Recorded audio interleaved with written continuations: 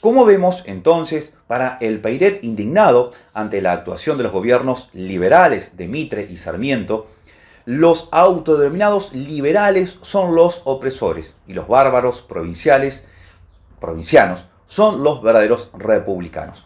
Esta perspectiva la desarrollará en numerosas ocasiones. Por ejemplo, en 1874, en una serie de notas en La República, afirma que los que estudiamos la historia sin pasión no nos dejamos alucinar por esas grandes palabras: bárbaros, caudillaje, anarquía, etcétera, etcétera, etcétera. El pasado realmente interrogado nos dice que esos bárbaros efectuaron la independencia y fundaron la República Federal. Ellos tuvieron una visión más clara del porvenir que los sabios que pretendían constituirse sus tutores. ¿Fue este episodio, la intervención a Entre Ríos, lo que le hizo revisar su pensamiento sobre aquellas luchas intestinas y lo llevó, pocos años después, a referirse a Francisco Ramírez como lo hizo en su célebre discurso para la Biblioteca Popular en Concepción del Uruguay? Ramírez fue uno de los primeros que defendieron la autonomía de los pueblos argentinos contra las pretensiones absorbentes del unitarismo y de la centralización.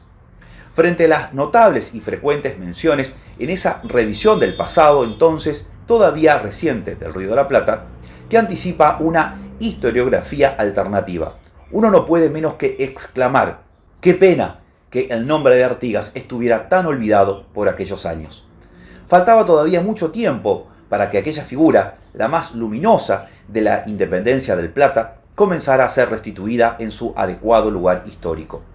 Por estos años en que Peiret se expresa, imperaba la leyenda negra sobre su figura y pocos recordaban al autor de las instrucciones del año 13.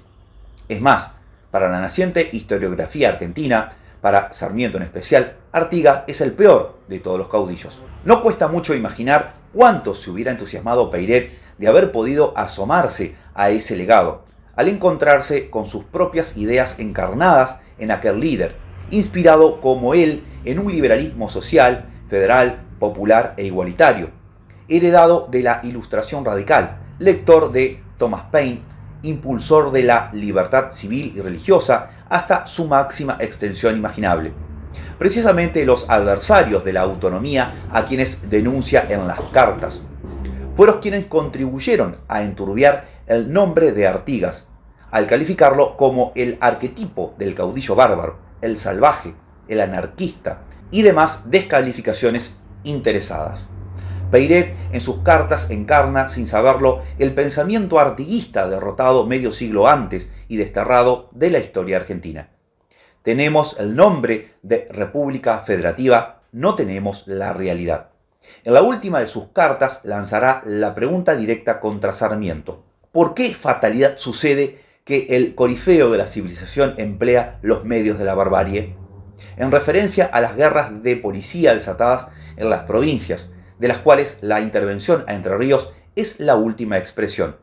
En la cuarta carta llega a afirmar que el presidente Sarmiento es un dictador como lo era Rosas, con la diferencia de que Rosas confesaba francamente que asumía la suma del poder público y lo ejercía sin disfraz, mientras que sus sucesores lo hacen hipócritamente con un aparato de formas constitucionales y arrojan la responsabilidad de sus medidas sobre titulados cuerpos deliberantes, resultado que el poder ejecutivo de aquel entonces ha absorbido todos los otros, quedando solo en el campo de acción. Por todo esto propone suprimir la presidencia y marchar hacia el sistema suizo, el que se aproxima más a la verdadera república, un sistema parlamentario en el que un consejo nombrado por dos cámaras reunidas elige anualmente de entre sus miembros un presidente y un vice. Asegura entonces que propondría una vez, 2 veces, 100 veces hasta alcanzarla, la reforma de la Constitución en la materia.